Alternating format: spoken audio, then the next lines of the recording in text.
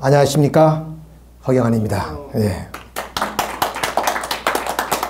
오늘은 좀 색다르게 아프리카 영가라는 주제를 말씀을 드리도록 하겠습니다.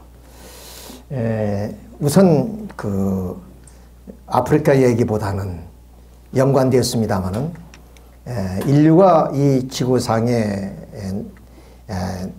현현하게 된 것은 현생 인류를 경험할 때는 지금으로부터 한 40만 년, 그러니까 그 인류를 가리켜서 우리는 호모사피엔스라고 얘기를 합니다. 그 호모사피엔스가 바로 그 출현을 아프리카에서 이루어졌다고 학자들은 얘기를 합니다. 그 아프리카를 중심해서 이 지금의 중동이죠. 중동 지역으로 이게 점차 이제 올라오는데, 여기에 이제 중동 지역에 와서 막 크루메뇽 그런 인물이 나타나게 되고, 그 다음 또 북경인이 나오고, 그 다음 또 자바인으로 이렇게 인류가 분포가 이루어지게 됐다. 이것이 이제 우리가 보통 학자들이 보는 견해입니다. 그러니까 인류의 현현은 결국 이 아프리카에서부터 출발이 되었기 때문에 우리가 아프리카에 대해서 좀 관심을 가질 필요가 있다고 말씀을 드릴 수 있습니다.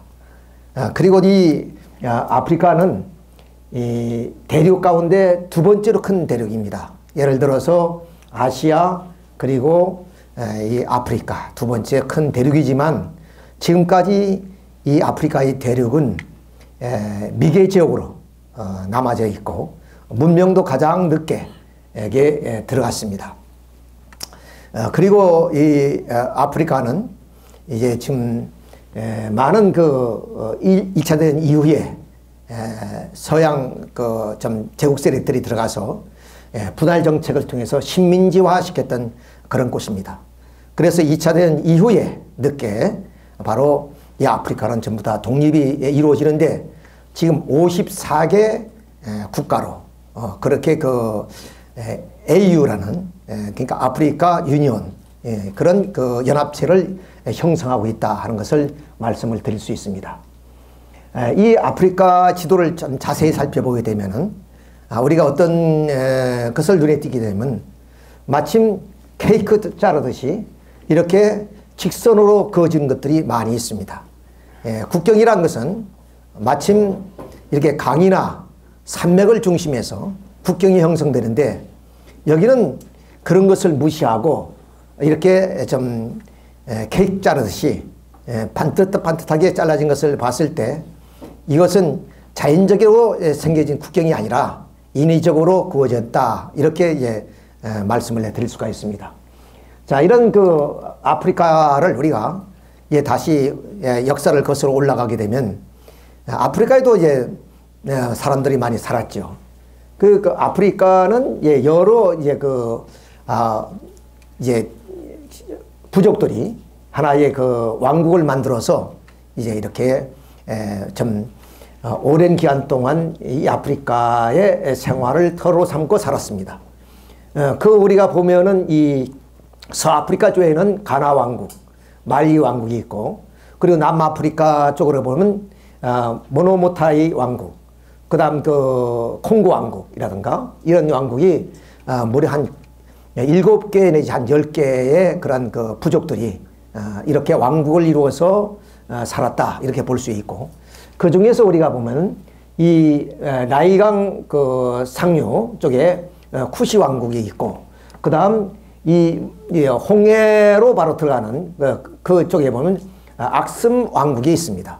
이 악슴 왕국은 어떤 왕국이냐면, 성서에도 나옵니다만 시바 여왕의 아들이 바로 그 세운 그런 하나의 그 왕국이다, 이렇게 이제 말씀을 우리가 뭐 좀 전설적인 의미에서 이렇게 말씀을 드릴 수가 있습니다.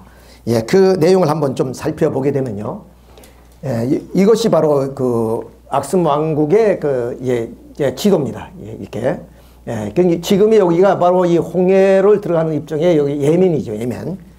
그까지 이제 악습 왕국이었다, 이렇게 볼 수 있는데, 여기에 그 시바 여왕이 바로 솔로몬을 찾아가게 되죠. 솔로몬이 그 지혜와 부를 듣고 실제 그런 인물인가 해서 많은 그 예물을 들고 가서 예물을 바치고 그 솔로몬 왕을 시험해 봅니다.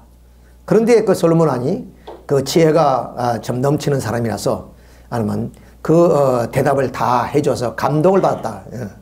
그리고 이 시바 여왕이 솔로몬을 사랑하게 돼서 이제 아들을 낳게 되었다. 이렇게 이제 봅니다.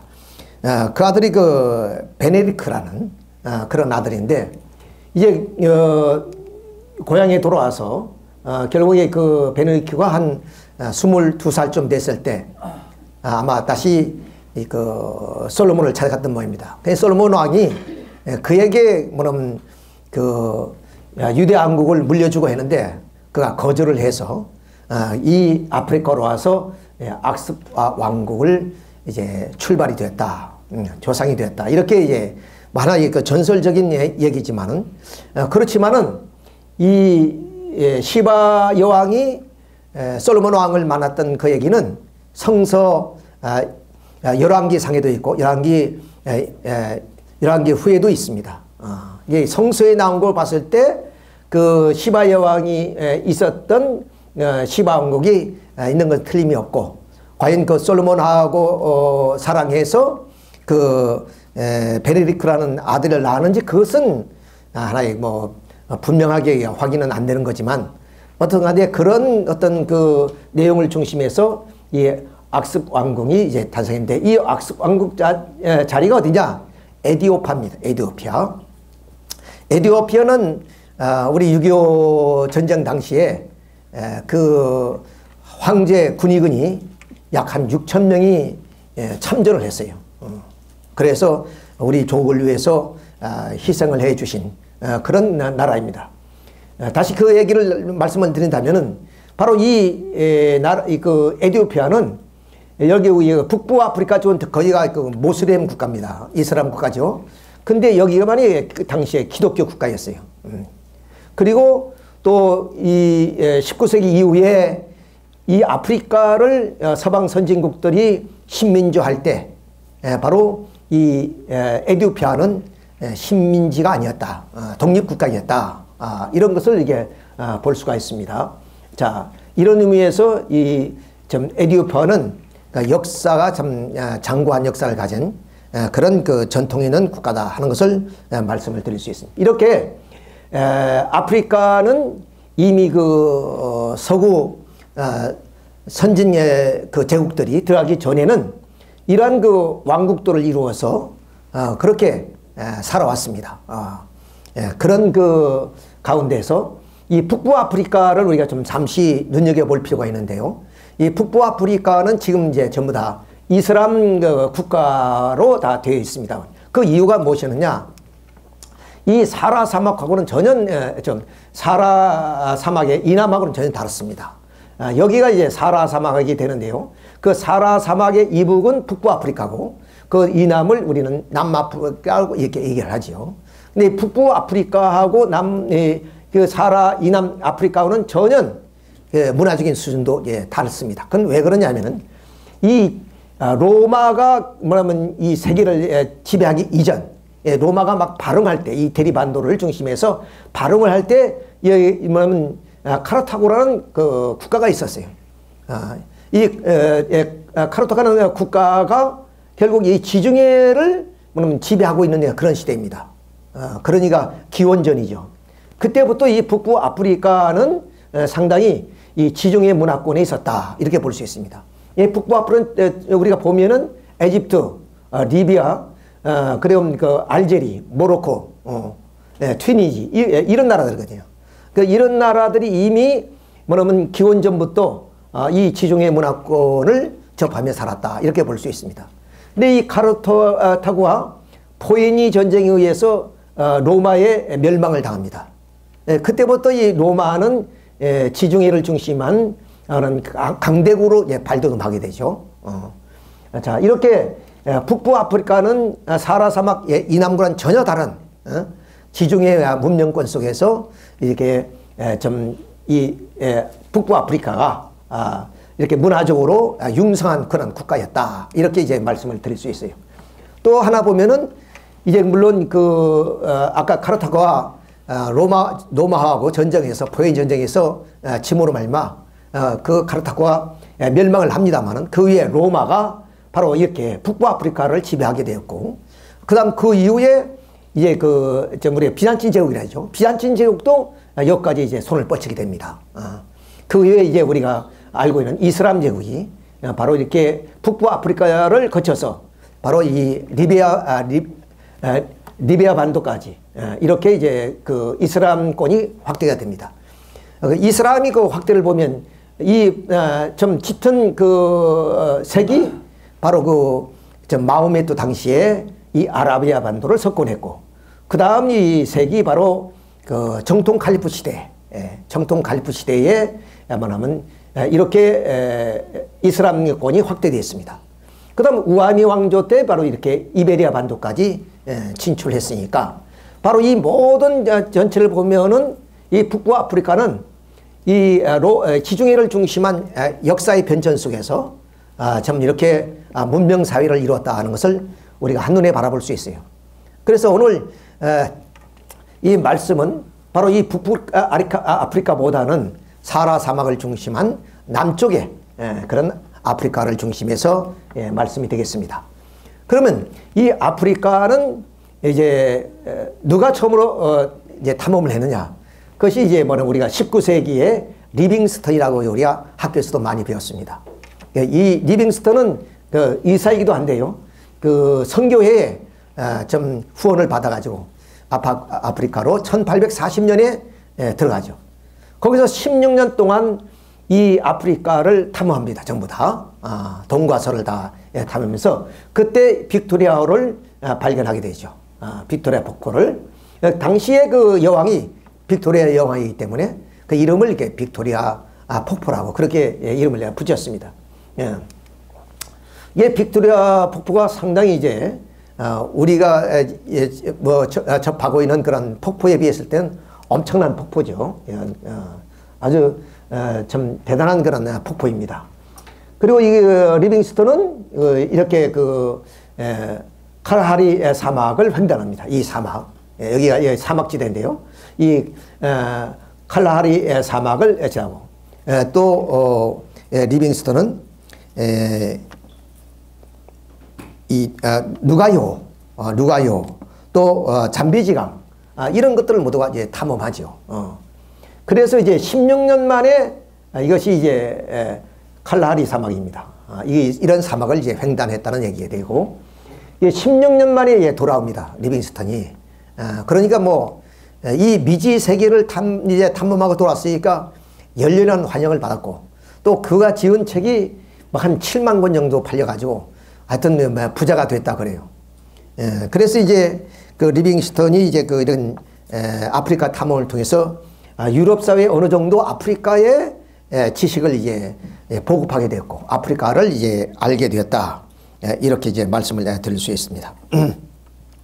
근데 1886년에 다시 왕립지릭 학회의 후원을 받아가지고 제 아프리카 탐험을 다시 두 번째로 들어갑니다.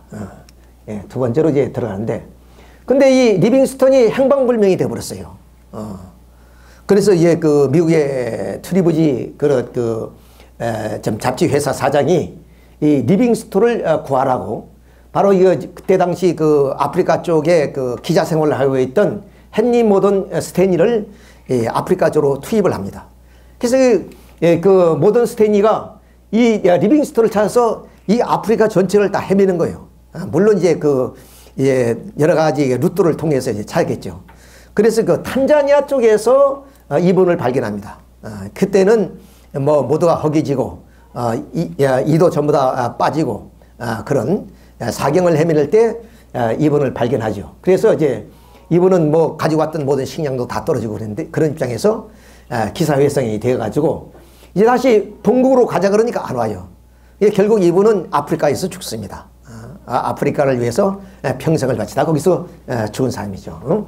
자, 이런 리빙스턴의 탐험에 의해서 어느 정도 아프리카가 이제 유럽 사회에 알려지게 되고, 유럽 사회는 이제 아프리카에 대해서 지식을 가져서 이제 이 미지 세계를 이제 뭐 아프리카의 서양 세력들이 이제 노리게 되는 거죠. 그때가 한 19세기쯤 됩니다. 그 19세기는 이제 뭐냐면 1차 세계대전이 일어나고 또 2차 세계대전이 일어나고 또 이 서방 그 제국주의가 세계 식민지화를 위해서 손을 뻗쳐나갔던 그런 시대입니다. 자, 그런 19세기 말에 이 세계 열강들이 아프리카를 향해서 식민지화 정책, 다시 말하면 이 산업혁명 이후에 뭐냐면 자원가 그리고 좀 그 상품을 팔아야 될 그런 그 좀 시장화 이런 그것을 찾기 위해서 혈안이 될 때 아프리카로 서방 세력들이 흘러들어가게 됩니다. 그 대표적인 것이 영국과 프랑스죠. 영국과 프랑스가 이렇게 군비를 갖추어서 아프리카로 들어갑니다. 자, 근데 이제 이거 영국은 어떤 정책이냐면은 이게 그 케이프타운 나오고 그리고 여기 그 에집트의 카이로하고 이렇게 종단 횡단을 주장하게 되는 거죠. 종적으로 저 위에서부터 밑으로 내려오는 그 횡단을 주장하게 됐고, 반면에 프랑스는 뭐냐, 이렇게 횡적으로 마다가스카르 섬을 중심으로 해서 이 모로코에서 이렇게 횡적으로 횡단을 하는 것이에요. 이건 종단이고 이건 횡단. 여기에서 뭐는 파슈다라는 곳에서 부딪히게 됩니다. 이 파슈다라는 곳에서 이 파슈다가 아까 말씀드렸던 이 파슈다 사건이죠. 근데 여기서 이제 만나는데 결국에 서로가 화해를 잘해서 충돌을 하지 않았습니다. 잘못됐으면 전쟁이 일어날 것인데 결국 화해를 해서 결국 이 파슈다 사건은 뭐 조용히 끝나게 되지만은 이제 이 이후에 어떻게냐, 여기 이제 베를린 회의가 이제 1884년에 회의를 통해서 이 아프리카를 이제는 그 서방 세력들이 분할하게 되는 거죠. 분할하게 됩니다. 이때부터. 그러니까 말씀드렸던 것처럼 아프리카에는 그런 왕국이 다 있었는데, 나름대로의 좀 미개한 왕국이지만 다 왕국이 있었는데, 그런 그 총과 칼을 가지고 아프리카를 이제 식민지화하는 과정 속에서 누가 더 빨리 가서 누가 더 좀 그 땅을 차지하느냐, 그런 혈안이 드는 그런 시대이죠. 그러니까 뭐 여기에서 영국, 프랑스, 독일 뭐 이런 선진 국가들이 이제 물밑까지 들어가게 됩니다. 그러니까 결국 그 베를린 회의를 통해서 이런 그 땅이 이제 뭐냐면 분배가 되어지게 됩니다. 그러니까 이제 프랑스가 가장 큰 땅을 이제 차지하게 됐고, 그다음 이제 이 노란색이 포르투갈령이죠. 포르투갈. 그리고 영국령이 바로 이런 곳이 영국령입니다. 근데 아까 말씀드렸던 그 에티오피아가 이게 독립국가예요.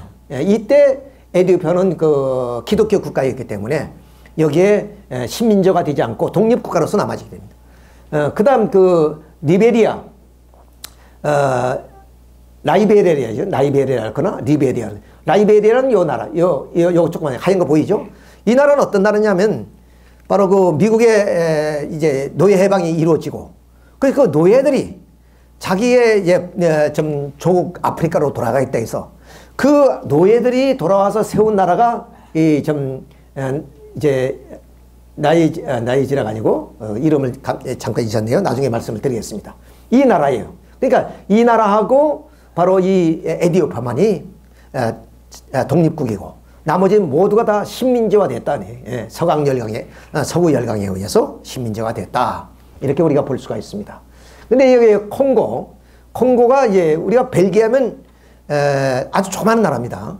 조그만 나라인데 이 벨기에 황제가 바로 아까 말했던 리빙스턴을 여기에 보내가지고 이 콩고강을 중심으로 해서 탐사하도록 했던 거예요. 그러니까 그 황제가 자금을 대줬기 때문에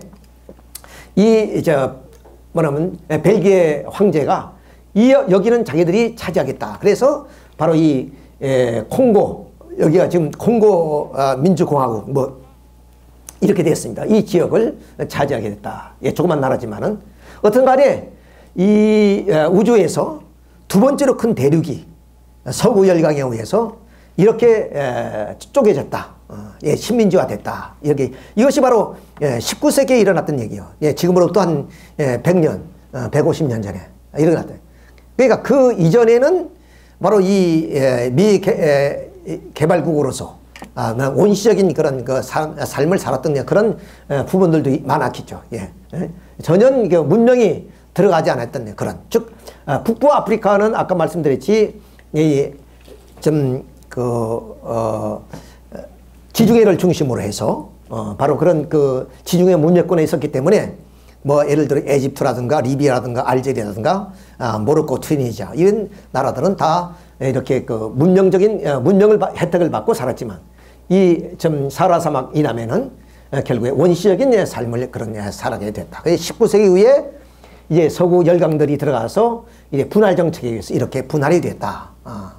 쪼개쪼개 분할이 됐다는 것을 우리가 여기서 볼 수 있습니다. 이때부터 그 식민지 정책이니까 또 서구 열강이 그 식민지 정책을 한 이유는 바로 이 산업혁명 이후에 원료를 구해야 되고 또 시장을 개척해야 되고 이러니까 결국 이 아프리카의 자원을 수탈하는 그런 입장이 되게 되고 또 그 아프리카에 살고 있는 이 흑인들을 노동력을 착취하는 심지어는 아프리카 사람들을 노예화시켜서 그들을 이제 저 남미 쪽으로 이제 노예 시장에다 파는 그런 형국까지 벌어지게 됐다.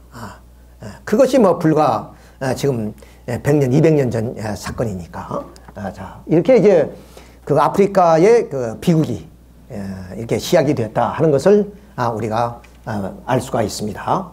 자, 이렇게 말씀드린 것처럼 이 아프리카는 서방 선진국의 입맛에 맞게끔 그렇게 쪼개지다 보니까 결국 이제 케이크 자르듯이 강이나 산맥이나 이런 걸 통해서 자연적인 국경이 형성된 것이 아니라 인위적으로 그렇게 국경이 그어지게 됐다 하는 말씀을 드릴 수가 있습니다. 보다시피 자, 그런데 이제 콜럼버스가 1492년에 바로 스페인의 이사벨 여왕의 후원을 받아가지고 바로 미주 대륙을 발견하게 되죠. 자, 이 시대부터 우리는 대항해 시대가 열렸다. 이런 얘기를 합니다. 그럼 그 대항해 시대 이전에는 어떻게 했느냐? 바로 그 유럽의 이제 사람들은 주식이 빵이나 고기였으니까 부패를 방지하고 또 향을 내기 위해서는 향신료가 필요해요. 향료가 필요하고. 근데 그 향료와 향신료가 후추 같은 것이 어디 있느냐? 이 동남아시아에서 생산이 됐던 겁니다. 인도라든가 동남아시아에 생산이 돼서 그것이 아라비아인 상인들을 통해서 이렇게 지중해로 들어갔고 그 지중해를 통해서 유럽으로 흘러들어갔던 거예요. 이렇게 이제 오랫동안 그런 이런 향신료들이 이렇게 올라갔었는데 그런데 이제 그 설탕이란 것은 나중에 말씀을 드리겠습니다. 이 꿀에서 즉 벌꿀에서만이 이제 단 것이 나온다고 유럽 사람들은 생각했던 것이요. 자, 그런데 알렉산더 대왕이 남쪽으로 이제 내려오면서 결국 이제 설탕에 생산한 그런 사탕수수를 발견하게 되죠. 그 사탕수수를 발견함으로 말이야, 이렇게 꿀의 이 벌을 통해서 꿀에서만이 단 것을 연 것이 아니라 그런 식물이 있다는 것을 알게 됩니다. 자, 말씀드린 것처럼 이렇게 실크로드를 통해서 신라 같은 이런 사막길을 건너서 이제 동방과 서방이 서로 접촉하고 교류를 했죠. 그리고 또 이 해양 실크로드를 통해서 말씀드린 것처럼 향료와 향신료 그리고 설탕 이런 것들이 유럽으로 흘러 들어가다가 결국 이 지중해를 중심하고 아라비아 반도를 중심으로 해서 이 오스만 투르크가 이제 발흥을 해서 결국 이 지중해를 장악하는 입장이 됐습니다. 이것이 이제 오스만 투르크입니다. 그러니까 실크로드를 육로나 해양으로 다니던 그 실크로드가 다 막히게 된 거예요. 이런 상황이 됐습니다. 자, 그래서 이 오스만 투르크의 매우 그 황제가 이 콘스탄티노플을 그리고 이제 점령해 버립니다. 그것이 1453년이에요.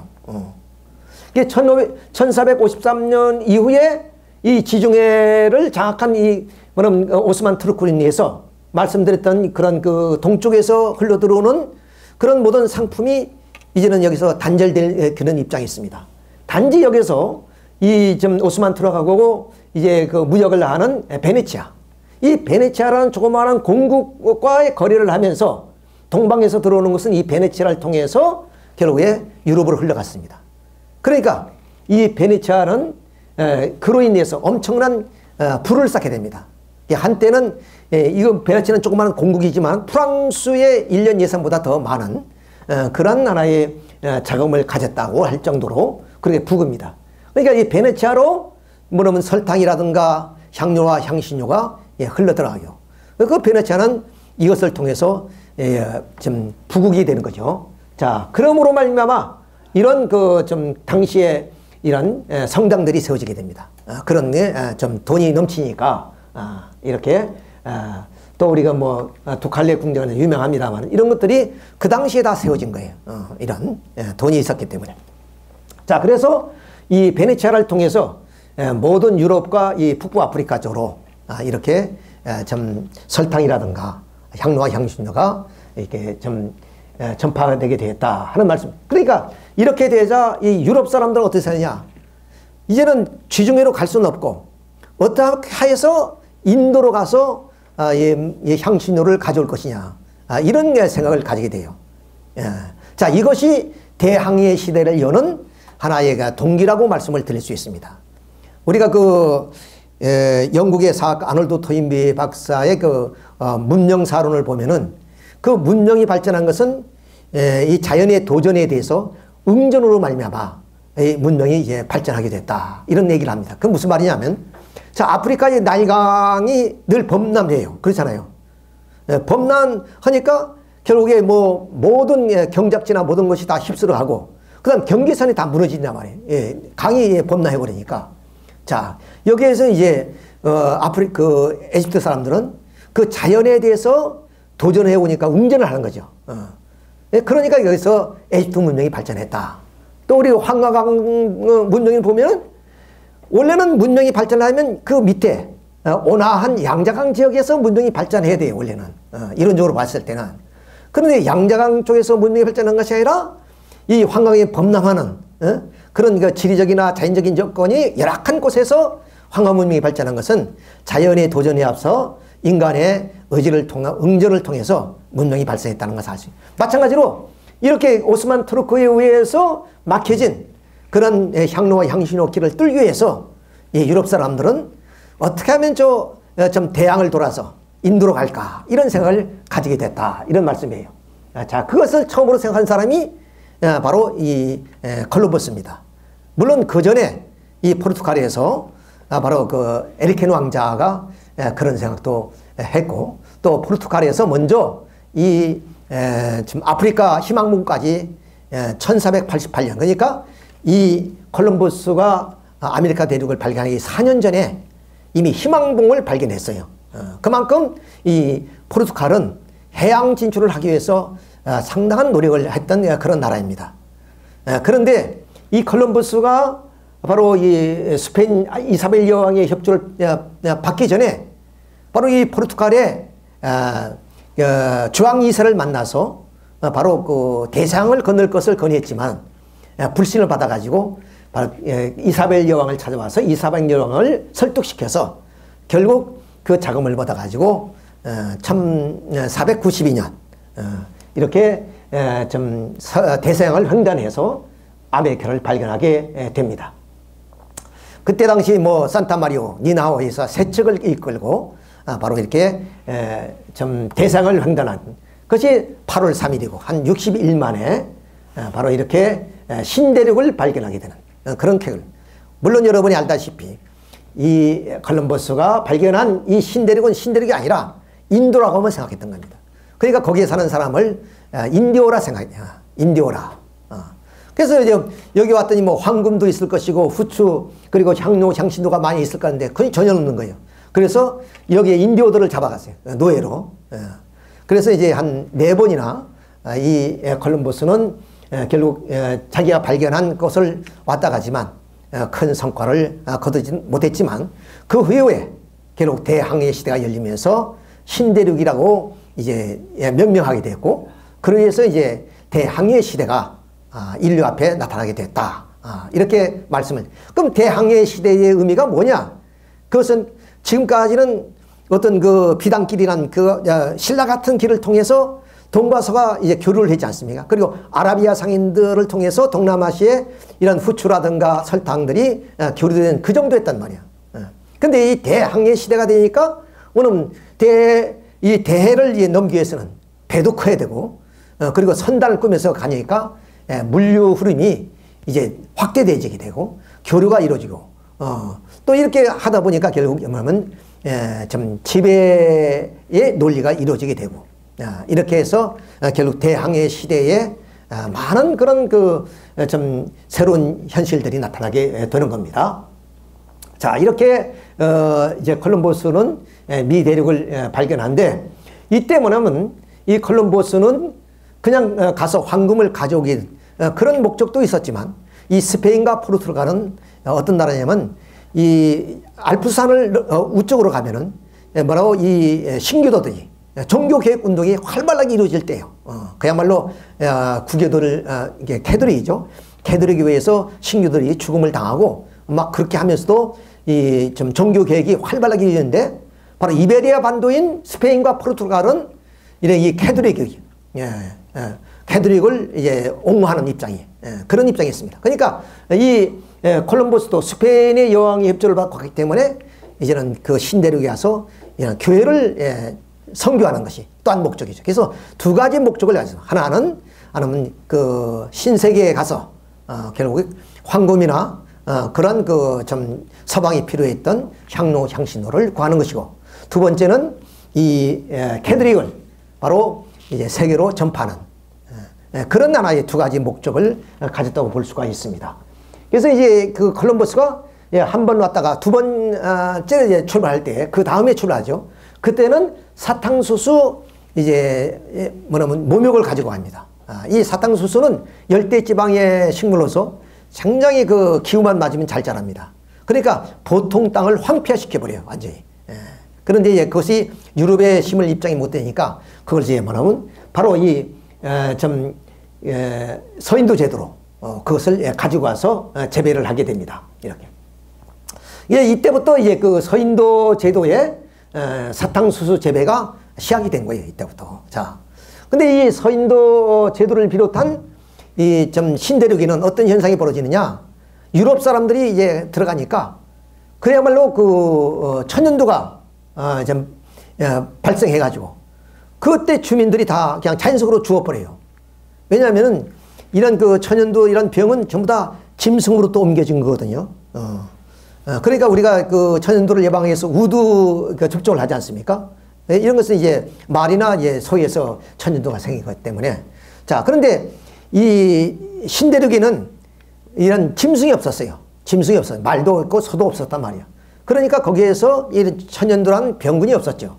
그러니 뭐냐면 면역성이 없는 거죠, 천연두에 대해서. 근데 유럽 사람들은 천연두에 대한 면역성을 가지고 있으니까 천연두 균을 가지고 있으면서도 천연두가 발생하지 않잖아요. 근데 그것이 뭐냐면 이 신대륙에 퍼지기 시작합니다. 그러니까 자연적으로 이런 그 신대륙에 있는 사람들이 그 천연두에 의해서 아주 집단 몰살되는 그런 현상이 벌어집니다. 자, 이렇게 설탕을 재배하기 위해서 가는데, 아까 말씀드렸던 것을 다시 보충해서 말씀드리면, 자, 이 설탕이란 건 말씀드린 것처럼 꿀에서만 얻는 줄 알았다, 유럽 사회에서. 근데 이 알렉산더 대왕이 페르시아를 정벌하기 위해서 저 인더스 강까지 이제 진격을 합니다.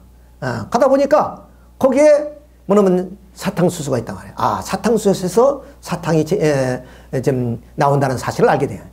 그때부터 유럽 사람들은 그런 것을 알고 있었지만 사탕수수의 그런 묘목도 없었고 재배도 해보지 않았죠. 그래서 아까 말씀드린 자바라든가 이런 남쪽에서 동남아시아에서 올라오는 그런 것을 이제 보급을 받은 것 뿐입니다.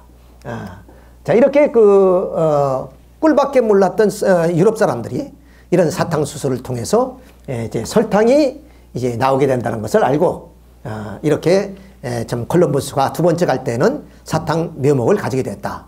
그러면 이 콜럼버스가 뭐냐면 이 사탕수수를 가지기 전에 먼저 사탕수수를 재배한 곳이 있었어요. 그것이 아까 말했는데 해양으로 먼저 진출하는 것도 포르투갈이고, 이 포르투갈이 이렇게 이 아프리카 뭐냐면 횡단하기 전에 뭐냐면 카보베르테라는 그 군도가 있어요. 이 군도에다가 바로 이 사탕수수를 재배해 봤어요. 그 사탕수수를 재배하니까 잘 된단 말이에요. 그래서 이때 아프리카의 흑인들을 또 노예화시켜서 여기에서 이제 재배를 합니다. 그러니까 뭐 한 발 앞서서 포르투갈이 이렇게 사탕수수를 재배했기 때문에 그때도 이제 재미를 봤겠죠. 유럽으로 사탕수수를 이제 팔았으니까. 그래서 이제 그 카보베르테에 이제 플랜테이션을 설치해서 거기서 이제 설탕을 생산합니다. 이게 플랜테이션이란 게 뭐냐면은 이 열대 지방의 이 설탕처럼 그러니까 사탕수수 농장을 세우는 걸 말해요. 농장을 세우는 것. 그러니까 여기서 생산하고 모든 것을 가공해서 그런 시스템을 플랜테이션이라 그래요. 이런 농장을 말합니다. 이런 농장이 이제 갖춰져서, 그러니까 이것은 인력이 많이 필요한 거니까 그 인력을 아프리카의 흑인들을 이제 노예로 삼았다. 이때부터 물론 아프리카의 노예는 이때부터 아니 이전부터 로마 시대부터 아프리카가 있었고, 또 이슬람권에서도 이 아프리카의 노예들을 잡아다가 좀 부렸다 하는 그런 기록들이 있는 것으로 봤을 때 아프리카는 일찍부터 그 흑인들이 좀 백인들의 어떤 그 노예의 대상이었다, 이렇게 우리가 볼 수가 있습니다. 자, 그래서 이제 콜럼버스가 이제는 두 번째 다시 서인도 제도로 가서 서인도 제도가 바로 있습니다. 요거는 이제 미국인데, 미국에 여기에 나온 이 부분이 플로리다 반도죠. 플로리다 반도 바로 밑에 이제 일 중심으로 해서 여기가 이제 우리가 서인도 제도라고 부릅니다. 여기에 첫째 이제 1차로 갔을 때는 여기가 바하마 군도입니다. 바하마 군도에 이제 도착을 한 거죠. 콜럼버스가. 그래서 이제 거기는 뭐 향신료도 없고, 그리고 뭐 황금도 없고, 그래서 이제 여기에 사는 인디오들을 잡아 이제 오게 된 거죠. 자, 이제 두 번째 가서 이제 여기에서 이제 그 사탕수수를 재배하는 그런 하나의 상황이 되었습니다. 자, 그런데 아까 말씀드렸지, 원주민들이 그런 좀 병이 발병해서 천연도에서 집단으로 이제 다 사라지게 돼요. 그러니까 주민들이 불과 뭐 10% 20%밖에 안 남아요. 그럼 이 사탕수수를 재배하는 인력도 필요하고 이것을 가공하는 그 인력이 절대 필요한 거죠. 자, 그러니까 어떠냐? 아프리카 노예를 이제 여기서 이제 데려올 수밖에 없는 그런 상황입니다. 자, 그 아프리카의 그 흑인들이 이제 송출되는 곳이 두 군데가 있는데, 하나는 여기가 탄자니아인데, 이 탄자니아에 보면은 어디냐? 여기 이제 젠지바르라는 곳이 있어요.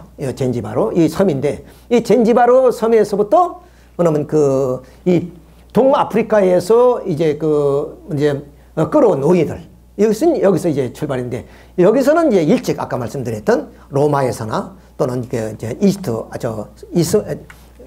이슬람 그런 제국 시대에도 여기서 이제 노예들이 그렇게 이제 팔려갔다, 이렇게 말씀을 드릴 수 있어요. 지금 기념관들이 있는 것인데, 이렇게 이제 아프리카의 흑인들이 이런 상을 볼 수 있고, 이거는 이제 배를 선상에 타기 전에 이 좁은 공간에 뭐 100명씩 200명씩 집어넣었죠. 여기서 뭐 배가 올 때까지 일주일씩 뭐 보름씩 기다리다가 그 배를 타니까. 그러니까 여기서부터 이제 많은 아프리카의 흑인들이 병에 걸리고 그리고 혹사함으로 말미암아 이제 많은 사람들이 죽어나갔습니다. 어떤 간에 이렇게 해서 결국 이것이 유럽으로 또 중동으로 또는 이 희망봉을 건너서 그런 남미로 이렇게 흑인들이 이제 남미 쪽으로 이제 끌려갔다, 이렇게 볼 수. 두 번째는 이게 나이지리아입니다.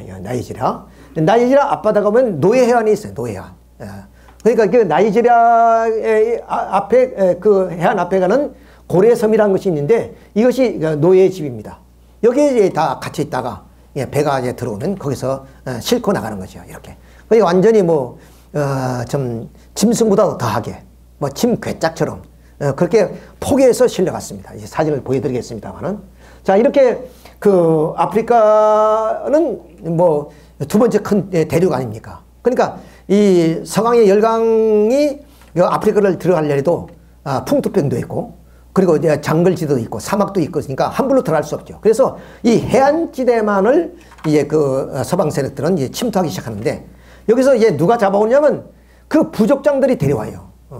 왜? 부족장들은 오늘 이제 자기의 어떤 그 힘이 있으니까 이 서방에 있는 문물을 얻기 위해서 예를 들어 총이라든가 말이라든가 또는 뭐 이런 좀 자기들이 그 기호품들을 그런 것을 이제 얻기 위해서 그때는 뭐 화폐 제도가 없을 때니까 그러니까 노예를 하나 잡아오면 그게 상당한 좀 그런 총도 받게 되고 여러 가지 그 서구에서 뭐냐면 이제 판매되고 있는 그런 좋은 그 물품들을 가질 수 있기 때문에 자기 종족을 잡아다가 이 서구 사람들이 파는 거예요. 우리는 흔히 노예 사냥하면은 서구 사람들이 총을 들고 직접 아프리카 대륙 그 내륙까지 들어가서 잡아온 것이 아니라 그까지는 들어갈 수 없으니까 거기에 이제 좀 족장들이 잡아다가 팔고 자기들은 그걸 가지고 부유하게 사는 그런 입장이 됐어요. 자, 이렇게 고래섬의 아까 노예의 집에는 이 모습입니다. 그러니까 여기에 이제 갇혀 있다가 배가 들어오면 이렇게 때로 가는데 아까 말하면 탄자니아는 여기죠. 젠지바로 여기서 이제 우리가 이 홍해를 거쳐서 유럽으로 들어가는 경우도 있고, 그 다음 그것이 다시 희망봉을 거쳐서 이렇게 남미로 흘러가게 됩니다. 자, 근데 이제 대개 아까 뭐 꼭 그 노예가 어느 항구에서만 나갔다 나잖아요. 여러 항구에서 나가기는 했지만은 대개 우리가 여기에서 나이제라는 노예 해안이 있듯이 그쪽으로 이제 많이 송출이 되었습니다. 근데 이 노예들이 우리는 이제 뭐 노예하면 미국을 연상하게 되는데 미국은 약 4% 정도밖에 안 갔습니다. 약 한 1,100만 명이 노예로 끌려갔는데 그 중에 한 4%가 이제 미국에 가서 그 목화가 돼서 목화를 따는 일을 했겠죠. 그 나머지는 이렇게 그 좀 서인도 제도라든가 이런 브라질이라든가 이런 쪽으로 다 흘러 들어간 겁니다. 그렇게 해서 이제 노예 한 1,100만 명이 이제 아프리카에서 남미로 흘러 들어갔다. 이렇게 이제 말씀. 이 사실은 이 사람들이 그럼 그 이슬람 모습이 아니겠어요. 그러니까 이슬람 그 제국 시대에도 이렇게 흑인 노예들을 잡아갔다. 이걸 우리가 볼 수 있습니다. 그래서 그 흑인 노예들은 뭐 이렇게 그 대항해 시대부터가 아니라 그 이전부터 아주 오랜 그 로마 시대부터 그 후에 아프리카 노예들이 그렇게 노예로 끌려갔다. 이렇게 말씀을 드릴 수 있죠. 자, 여러분 이 그림을 보게 되면 이 사람들은 다 서양 사람들이요. 요 배우에는 요 배우에는 흑인들이 있고 이 사람은 그 흑인입니다. 그렇죠? 갓을 쓰고 이 사람이 아마 뭐 그 족장쯤 될는지 이런 사람이 이 좀 자기 종족을 잡아다가 이거 좀 흥정하는 거예요. 흥정하는 거예요. 참 이거 비참한 일이죠. 이것이. 자, 그러면 왜 이런 일을 하게 되냐? 그것은 뭐냐면 이 서구의 문명을 접하게 되니까 정말로 그 좀 총 같은 거 가져보고 싶죠. 또 말이라든가 또는 뭐 여러 가지 기호품들이 많이 있어요. 이런 걸 얻기 위해서 자기의 종족을 팔아서 그런 것을 착취했다. 여기도 보면은 여기 흑인들이고 이건 백인들하고 이제 거래를 하는데 여기에 이제 뭐는 이 노예들을 흑인들을 잡아온 사람들이 있죠. 막 그러니까 힘이 있는 어떤 족장들이지 않느냐 이렇게 볼 수. 그 아프리카 사람들이 아프리카 사람을 사냥해서 잡아다가 뭐냐면 이 서구 사람들에게 팔았다. 서구 사람들은 그들을 남미로 우송해서 노예화시켰다. 이렇게 이제 우리가 볼 수가 있습니다. 아프리카 사람들은 자기 나름대로의 그런 원시적인 생활이지만은 이렇게 행복하게 살았어요. 그러다가 어느 날 이렇게 자기 종족한테 몰리고 쫓겨서 이렇게 좀 끌려가는 거예요. 이렇게 남녀노소 가리지 않고 이렇게 이제 끌려가는 이런 모습들을 우리가 생생하게 볼 수가 있습니다. 여기다. 자, 그러니까 결국에 이 노예들은 어떤 입장이냐? 바로 우리가 여기 인간의 그 욕구를 그럼 이 세상의 모든 것은 충족칠 수 없다는 거예요. 그렇잖아요. 그러면 이 서구 사람들의 그 욕구를 위해서 이렇게 아프리카에 그들도 다 사람이고 그런데 그런 사람들을 노예화시켰다. 짐승처럼. 자, 그래서 이 인간의 욕구는 끝이 없구나 하는 것을 알 수 있습니다. 이렇게 서구 사람들의 그 욕구를 충족하기 위해서 바로 이러한 좀 똑같은 인간으로 태어난 인격체인데 이런 사람들이 좀 이렇게 무참하게 노예로 짓밟혀 버렸다 하는 것을 우리가 여기서 교훈으로 얻을 수가 있습니다. 자, 이렇게 그 노예 한 사람인 총 세자로만 한 사람 잡으면 총 세자를 주는 거예요. 그러니까 이게 뭐냐면 힘이 있는 그 아프리카의 그런 족장이나 이런 사람 되면 이런 거 갖고 싶지 않겠어요. 이들은 뭐 화살을 가지고 사냥을 하다가 이런 총을 가지면 얼마나 사냥하기도 쉽고요. 또 이웃 나라를 침범하기도 좋고, 또 이렇게 그 한 18m짜리 하나 있으면 노예 한 사람을 바꿀 수가 있습니다. 또 이건 이제 잠엄통이죠. 잠사. 이런 세 통만 가지도 이렇게 노예와 바꿀 수 있는. 이런 걸 얻기 위해서 이게 아프리카 사람이 자기 종족을 팔아넘겼다. 이렇게 볼 수 있어요. 그러니까 도망가지 못하게 이렇게 목에다가 이런 쇠사슬을 걸지만은 이게 뭐냐면 움직이면 마침 우리 달구지에 좀 소가 움직일 때마다 좀 그 방울 소리를 내듯이 방울 소리 나니까 도망갈 수가 없겠죠. 자, 이것들이 그 당시에 뭐냐면 재현되긴 한 거지만은 노예의 모습이었다. 그러니까 우리가 그 인간이란 존재가 어떤 존재야? 천부가 부여한 그런 그 인격체입니다. 그 인간이라는 것은 평등한 존재이고 누구도 그 좀 인간의 자유를 속박할 수 없는 것이 인간의 근본인데 이렇게 좀 피부색이 다르다고 해서 그들을 잡아다가 노예로 시켰다는 것은 우리가 참 용서될 수 없는 것이다. 특히 이렇게 아프리카에 진출했던 서방 세력은 다 누구냐? 기독교 국가예요. 기독교 국가. 좀 참사랑을 이 땅 위에 좀 설파하셨고 그것을 실천했던 예수님을 믿는 그런 서방 사람들입니다. 이런 사람들이 그렇게 좀 무자비하게 이렇게 흑인들을 잡아다가 노예화시켰다 하는 것. 이런 사람들이 어떻게 잠을 편히 잘 수 있겠습니까? 이미 목에 이런 것이 걸려 있으니까. 얼마나 고통스러운 거예요. 짐승도 이렇게 해놓으면 참 고통스러운데 인간이야말로 말할 수가 없겠죠. 뭐 이런 자세에서 어떻게 뭐 샤워를 하며 또 자기가 어떻게 좀 화장실에 가며 그런 걸 모두가 다 자유롭게 할 수가 없는 그런 구속된 입장이었죠. 이렇게 앞에 총을 들고 이게 뭐냐면 끌고 온 사람 누구예요? 아프리카의 사람이에요. 서방 뭐냐면 그 백인들이 가서 끌고 온 것이 아니라 자, 이렇게 해서 이제 배에 실습니다. 배에 실으면 침짝처럼 실은 거예요. 침짝처럼. 그냥 우리가 여객선을 타고 이렇게 가는 것이 아니라, 그리고 대서양을 횡단해서 이제 그 좀 미주대륙까지 간다면 몇 개월씩 걸리죠. 그런 그 풍랑 속에서 시달려야 되는데 바로 이 모습은 이렇게 포개져 가는 거죠. 이렇게. 왜? 배가 한 번 뜨게 되면 그 배에 뭐냐면 가득 채우고 가야, 이건 장사니까 무역선이니까 장사니까 많이 실을수록 좋은 거란 말이에요. 그러니까 이렇게 포개서 가는 거죠. 그러니까 서로 엇박혀서 이렇게. 그리고 다 뭐냐면 발목에 다 이런 쇠살이 다 차 있죠. 반란을 일으키지 못하고. 자, 지금 대소변도 그 자리에서 다 해결해야 되고, 또 뭐는 식사도 뭐 하루에 한 끼 정도 이렇게 해서 좀 이건 뭐 어떻게 이제 표현할 수 없는 그런 그 좀 학대했다. 이런 것을 우리가 볼 수가 있습니다.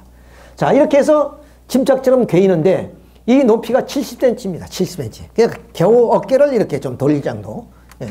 그 정도를 두고 이것이 무슨 하루 이틀 가는 것이라, 뭐 한 달씩 두 달씩 이렇게 걸려서 예, 가야 되는 거죠. 여기에서 약 20% 내지 30%가 결국 죽습니다. 이런 열악한 환경. 그러니까 얼마나 그 냄새가 나고 또 얼마나 이제 이제 균이 많을 것이고, 그러니까 허약한 사람들은 견딜 수가 없겠죠. 가다가 이제 죽습니다. 가다가 병들어서 죽은 것은 또 자기 운명이라 할 수 있지만은 어떤 경우냐? 식량이 부족하고 물이 떨어지면은 이제 우선 좀 살 사람은 살아야 되겠니까 이 흑인 노예들을 바다에 버리는 겁니다. 마침. 그러면 배에 잔뜩 만선을 이루고 가던 배가 풍랑을 만나서 전복할 위험이 있으면 그거는 그 좀 상품을 다 버리잖아요. 화물들을 다 버리고 이제 좀 배가 안전하게 항해를 하기 위해서 그런 것들처럼 이렇게 이제 물이 떨어지고 식량이 떨어지면 그 알맞게 이제 그 좀 이 흑인들을 바다에 던져버리는 그런 일이 종종 있었습니다. 그리고 이제 이 배가 풍랑만 나서 침몰할 경우에는 그냥 그 흑인들을 그대로 묶은 채 놔두고 자기들만 비상볼트 타고 탈출하는 거죠. 이런 일도 있었단 말이에요. 그러니까 한 100만 명이 이렇게 좀 남미로 올 때 이런 일이 얼마나 많이 빈번하게 이루어졌겠느냐 하는 것입니다. 자, 그런 예가 바로 그 영국 그 노예선입니다. 브룩스라는 영국 노예선이 1782년에 실제로 그 일을 했어요. 자, 이렇게 이제 식량도 떨어지고 물이 떨어지니까 138명을 바다에다 던져버립니다. 그래서 이제 이 브룩스 선장은 보험을 들었으니까 보험회사에서 돈 내놔라 이렇게 청구를 하게 됩니다. 자, 그러니까 이제 결국 보험회사에서는 자기들이 노예를 버렸으니까 이건 보험회사에서는 사람 아니에요. 사람인데 이 무역선은 이걸 사람으로 보지 않고 상품으로 왔던 거예요. 상품. 그러니까 이제 그 보험회사에 들었으니까 그 상품을 풍랑으로 말미암아 버렸으니까 상품의 가치를 다시 보상해달라. 이렇게 해서 이제 법정 소송이 되었습니다. 법원 판결이 어떻게 났겠습니까? 뭐냐면 보험회사에서 보상해줘라. 그러니까 이건 인간이 아니고 상품이다. 이렇게 봤던 거예요. 이게 법적인 입장에서도 그렇게 봤던 거예요. 이것이 그들이 노예였으니까 노예는 뭐 어떤 생명체가 아니라 바로 상품이었다. 이렇게 우리가 얘기를 하죠. 자, 이런 그 노예들이 얼마나 한이 많겠어요. 이렇게 좀 끌려와서 그런 그 열악한 환경 속에서 끌려가다가 바다에 던져 죽은 이런 이것이 바로 그 아프리카 사람들이 울부짖는 그런 하나의 좀 연가가 아닌가. 그래서 오늘 제목을 아프리카 연가다 이렇게 이제 좀 붙였습니다만은 그 연가란 게 뭐예요? 거기에 한과 슬픔과 모든 것이 엉그러져서 우리 마음속에서 깊은 데서 흘러나오는 노래가 아니겠어요? 영혼의 노래죠. 영혼의 노래. 그런 영혼의 노래를 흑인들은 사탕수수 밭에서 목화밭에서 또는 그 플랜테이션 그 작업장에서 그렇게 부르면서 그들이 죽어가지 않겠느냐 이런 생각을 해보게 됩니다. 자, 이렇게 그 노예해안 배낭에서 어디 가면 이렇게 좀 서인도 제도로 끌려와서 여기서 이제 사탕수수 밭에서 그야말로 뭐 사탕수수 밭에 그 생활이란 것은 말을 합시다. 낮에는 일하고 밤에는 다시 그 이제 프레젠테이션이 이만 기가 좀 뭐냐면 그 사탕수수를 제조해야 되니까 그 일을 또 맡아서 밤에는 하는 거죠. 자, 거기서 이제 사탕수수를 그 설탕을 다시 이제 그 농자들은 유럽으로 가서 팔죠. 그러니까 유럽에서는 다시 아까 말씀드린 총이라든가 또는 면직물이라든가 이런 것을 다시 아프리카에서 노예를 다시 그걸로 교환하고 노예는 다시 이 서인도 제도로 끌고 가는 상광무역이 이루어집니다. 상광무역. 이렇게 해서 서구 세력들이 바로 이렇게 불을 쌓게 됐다. 그럼 나중에 또 이것은 한 3번 강의를 해야 됩니다만은 영국 같은데 증권회사가 생기고 이런 것들이 모두가 이런 그 서인도주의에 대해서 설탕으로 인해서 그 부가 바로 이 유럽 사회로 흘러 들어오기 때문에 그것이 이제 재투자가 되고 그래서 이 서구 사회에 있어서 더구나 영국에서 산업혁명을 일으킬 수 있는 어떤 그 동기도 되었다. 이렇게 이제 말씀을 드릴 수가 있습니다. 자, 이렇게 해서 이제 그 서구 연료강들이 이런 그 좀 남미 개척지였던 그런 남미 쪽으로 이제 뭐냐면 영국, 프랑스 그리고 독일 이런 등등의 선진국들이 몰려들기 시작했습니다. 특히 영국이 이러한 그 서인도 제도를 중심해서 설탕 프레젠테이션을 이게 만들어 가지고 그 농장주들이 엄청난 부를 쌓아나가기 시작하죠. 이제 원주민들은 이미 7, 80%가 다 전염병으로 죽었기 때문에 아프리카에 이제 흑인들이 와서 노예 생활을 하는 겁니다. 채찍을 들고. 자, 이런 사탕수수는 키도 크지만은 또 그것을 이제 걷어들이는 것도 상당히 힘든 그런 노동력이 필요한 겁니다. 이런 노동력에 뭐냐면 채찍을 들고 이렇게 이제 감독하는 것을 우리가 볼 수가 있습니다. 자, 그럼 그때 동력이 없을 때니까 풍차를 통해서 동력을 돌려가지고 얘가 이렇게 사탕수수를 이제 수확해서 그 대를 이제 전부 다 잘라가지고 그것을 으깨가지고 이제 그 진액을 흘러내리면 그 진액을 또 이제 열에서 이제 그것을 우리가 물엿 만드듯이 그렇게 이제 만들어서 그것을 이제 분쇄기에서 넣고 돌리면은 설탕가루가 나오죠. 자, 이런 일이니까 결국은 이런 의계는 그런 분쇄기에다 넣습니다. 이렇게. 그러니까 두 개의 이런 바퀴가 이게 돌아가지고 이제 사탕수수들이 여기 으깨질 거 아니에요. 그러면 여기서 사탕수수 진액이 내려오겠죠. 그걸 이제 또 열로 끓이는 겁니다. 자, 이럴 때 낮에는 사탕수수 밭에서 사탕수수를 베는 작업을 했어요. 그러면 그것을 이제 밤에는 쉬어야 되는데 밤에 쉬지 않고 다시 좀 작업을 하는 겁니다. 근데 이제 좀 잠이 올 거 아니에요. 피곤할 거 아니에요. 그러면 이제 집어넣다가 팔이 딸려갈 수가 있어요.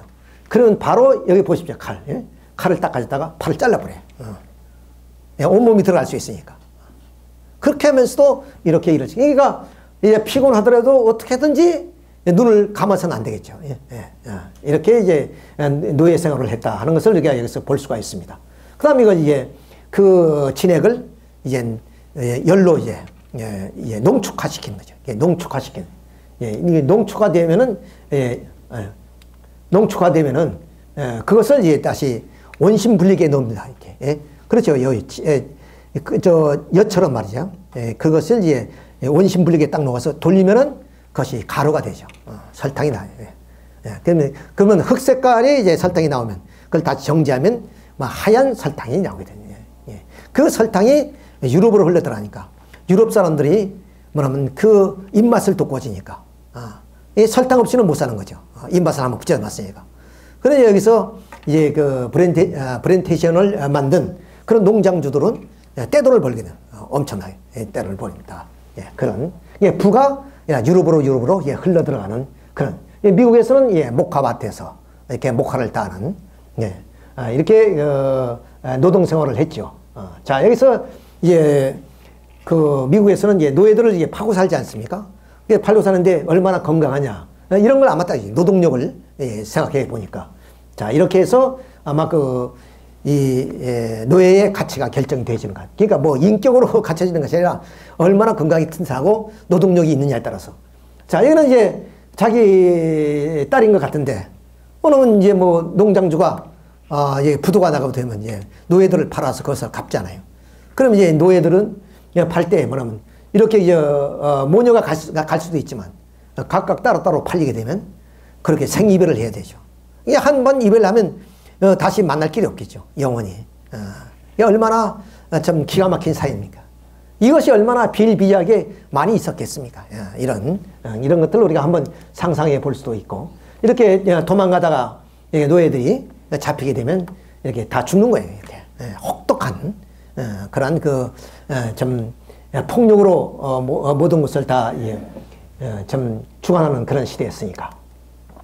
자, 그래서 이제 이 사람들이 불렀던 영혼의 노래, 내 고향으로 날 보내줘, 이런 그 노래를 바로 좀 연가처럼 불렀습니다. 이런 사람들은 아마 내 고향이란 것은 이 노래 자체가 내 고향은 바로 아프리카가 아니고 버지니아를 의미하는 겁니다. 왜냐하면 몇 대가 됐으니까 자기가 이제 버지니아에서 태어나서 그 농장에서 열심히 일하다가 또 어딘가 이제 팔려갔던 모양이죠. 그러니까 자기가 어렸을 때 성장했던 그런 버지니아를 상상하면서 이 노래를 불렀답니다. 그러니까 그것은 뭐 아프리카이든 어든 간에 아프리카인들의 영혼의 노래다. 그냥 연가라고 그렇게 합니다. 그것이 이제 내 고향을. 여러분 뭐 아시는지 상당히 곡조가 단조롭고 부르겠습니다. 내 고향으로 날 보내주 어곡배 과감음성하게 이었고 뭐 이런 노래입니다. 잘 노래를 좀 부르는데 자 이런 그 노래가 이제 작곡 작사가 돼서 이제 그들은 그렇게 불렀다 이렇게 볼 수 있습니다. 자 이렇게 되다 보니까 어떠냐 이제 서방이 기독교가 아니에요. 그래 양심 있는 사람들이 이 노예제도는 폐지된다. 노예무역은 있을 수가 없는 것이다. 그래서 반대 운동이 일어나기 시작합니다. 그 사람이 그 윌리엄 윌버포스라는 사람입니다. 이 사람이 이제 국회의원이 돼가지고 이제 그 노예무역을 이제 반대하는 그런 그 서명을 받고 이제 국회에서 그걸 통과시키기 위해서 무단히 노력하는데 몇 표씩 부족해서 그것이 자꾸 이제 부결되고 그랬습니다. 그러다가 결국에 이 노예법을 이제 금지법을 이제 통과시켜야 돼요. 그 앞장섰던 사람이 윌리엄 윌버포스입니다. 이런 사람들에 의해서 결국 이제 법적으로 노예무역이 이제 금지가 됐습니다. 금지가 됐죠. 자, 그때 이 어메이징 그레이스란 그 이제 노래를 이제 작곡 작사한 사람이 누구냐면은 바로 존 뉴턴이라는 사람입니다. 이 존 뉴턴은 노예선을 직접 운영했던 사람이에요. 처음은 이제 어릴 때 아버지를 따라서 노예선을 탔고 그 다음에 이제 자기가 한 22살 때 선장이 됩니다. 근데 이 사람이 22살 때 선장이 되어서 노예선을 끌고 오다가 풍랑을 만나서 이 노예선이 좌초될 그런 위기에 있을 때 정말로 자기 생애 처음으로 간절하게 기도를 했답니다. 그래서 이제 그 풍랑을 이제 헤치고 무사히 이제 귀향할 수가 있었는데 그런 어떤 계기가 돼가지고 그가 이제 5년 후에 선장직을 내려놓고 건강을 이유로 해서 그래서 다시 이제 본국 영구로 돌아와서 이제 신학 공부를 합니다. 그래서 이제 성공의 신부가 되죠. 그 신부가 됐을 때 그 옛날을 회상하면서 참 이런 그 존 뉴턴의 노래를 이렇게 어메이징 그레이스라고 그러죠. 어메이징 그레이스란 말은 무한한 하나님의 감사의 내용입니다. 무한한 하나님의 감사, 사랑 이런 걸 어메이징 그레이스라고 그러죠. 나 같은 죄인 살리신 전에 놀라와 뭐 이런 노래입니다. 이런도 뭐 이거 기독교에서는 이제 상당히 그 사랑받는 노래예요. 많이 부르죠. 우리가 신앙생활을 하지 않더라도 이런 정도의 노래를 부르면 우리 생활에 많은 활력소가 됩니다. 늘 우리의 삶이 감사히 생활을 할 수 있죠. 사실 그렇지 않습니까? 사계절이 변화하고 그리고 우리나라 같은 경우는 참 풍요로운 우리의 그런 좀 이렇게 우리 생활할 수 있는 그런 환경이 이루어졌고 이것은 뭐 정말로 우리가 하늘 앞에 감사하면서 살아야 될 그런 내용이라고 말씀을 드릴 수가 있습니다. 이런 그 노래들은 우리가 많이 부를수록 좀 은혜 있는 그 삶을 살 수 있다. 이렇게 사실은 이 노래가 뜨면서 음악이 나오는데 오늘 이 기계가 고장이 나서 음악이 지금 나오지 않고 있습니다. 음악이 나오면 참 감동적으로 우리가 더 좀 이 강의를 들으면서 효과적으로도 강의를 좀 이해할 수가 있을 것이라고 생각됩니다. 그리고 이제 그 윌리엄 윌버포스가 이제 영국에서 국회를 통해서 바로 노예 무역 금지법을 이제 통과시킴으로 인해서 이제 노예 무역은 이제 이루어지지 않지만 그러나 상당수의 그런 그 노예들이 남미나 이런 미국에서 노예 생활을 하고 있잖아요. 그 노예 때문에 노예 해방을 위해서 남북 전쟁이 이제 발발하게 됩니다. 그 남북 전쟁이 발발해서 이제 그 게티즈버그가 이제 아주 그 치열한 전쟁을 치렀던 곳이에요. 거기서 이제 북구군이 이기면서 이제 이 전쟁이 이제 끝날 무렵에 링컨이 연설을 합니다. 이때 유명한 연설이 있죠. 인민을 위한 정부가 이 땅 위에 사라지지 않도록 싸우고 살아있는 것. 이것을 이제 우리가 싸운 사람들에게 모든 것을 헌납한다 그랬습니다. 이것이 자유민주주의의 뭐냐면 기초가 됐다 이렇게 말씀을 드릴 수 있죠. 이렇게 해서 노예 해방이 이제 미국에서는 실제로 이루어지게 됩니다. 이렇게 노예 해방이 이루어지게 되고 그리고 또 아프리카는 2차 대전 이후에 뭐냐면 점진적으로 이제 그 식민지를 가졌던 그런 국가들이 해방을 시켜주죠. 그래서 그때 당시 17개의 독립국가 이렇고 지금은 54개 그런 국가, 그러니까 AU라는 아프리카 연합체가 형성이 되어 있습니다. 자, 이렇게 아프리카는 이제 54개 국가로 이제 구성이 되는데, 자, 그 아프리카에는 지금도 보면은 원시적인 생활을 하는 그런 부족이 있습니다. 그것은 우리가 잘 알고 있는 바로 피그미 족은 어디냐면 이 콩고를 중심으로 해서 이쪽에 이제 생활하고 있는 그런 족들입니다. 이 사람들 키가 1m 20, 1m 40이 좀 크면은, 그러니까 우리로 따지면 뭐 초등학생 정도, 그 정도의 키밖에 안 돼요. 이 사람들이. 성인이 키가 그렇습니다. 지금 탐험한 백인하고 비교를 해보면 알 수 있잖아요. 이것이. 이것이 아마 1m 한 40쯤 되고, 이분이 아마 1m 한 20 정도. 그러니까 다리가 짧고, 좀 팔이 긴 편입니다. 이런, 부족이 지금도, 살고 있다. 이게 볼 수 있고, 마사이족은 우리가 흔히 영상에 많이 나오는, 그 마사이족은, 바로 이제 탄자니아 쪽을 중심해서, 케냐, 이렇게 탄자니아, 이런 쪽에, 바로 이제 살고 있는데,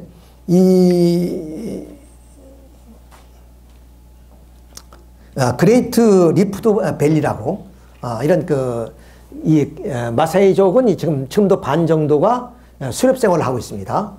자, 그레이트 리프트 밸리라는 보호 지역에서 아마 이 사람들이 지금도 그 보호를 받으면서 살고 있습니다.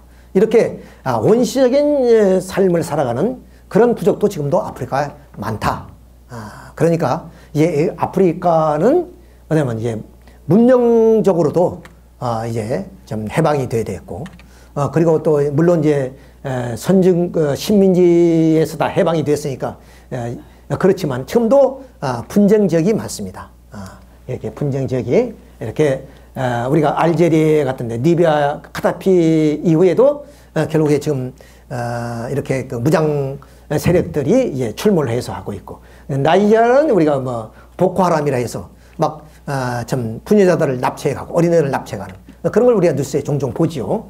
자, 이렇게 아프리카는 과거에 선진 서방 세력들이 식민지화됐던 그런 곳이기 때문에 여기에서 부족 간의 그런 갈등들이 아주 심화되죠. 또 한 가지는 이렇게 국경선을 지으면서 참 이렇게 케이크 자라기 때문에 서로가 다른 부족 간에 하나의 좀 공동체가 만들어져 버리는 경우도 있고, 이러다 보니까 부족 간의 그런 좀 권력 다툼들이 벌어져요. 끊임없이 이렇게 아프리카는 지금도 그런 분쟁 지역으로 많이 남아져 있다. 이런 말씀을 드립니다. 자, 그렇기 때문에 결국 아프리카의 해방을 위해서 우리 한학자 총재님께서 아프리카를 요 근래 2번이나 다녀오셨습니다만은 그 아프리카의 이제 정상들 서밋 대회도 있었고, 이런 걸 통해서 아프리카의 해방, 자유, 그리고 이제 아프리카의 문명화를 위해서 그렇게 우리 한학자 총재님은 그렇게 이제 아프리카를 사랑하시고 아프리카를 위해서 많은 노력을 기울이고 있다 하는 것도 여러분들이 영상을 통해서 많이 봤을 거예요. 그만큼 우리는 이제 저 아프리카를 사랑하는 마음, 또 아프리카의 해방을 위해서 우리가 좀 마음이라도 그렇게 갖춰야 되겠다 하는 말씀을 드리면서 오늘 강의를 마치도록 하겠습니다. 여러분, 대단히 수고하셨습니다.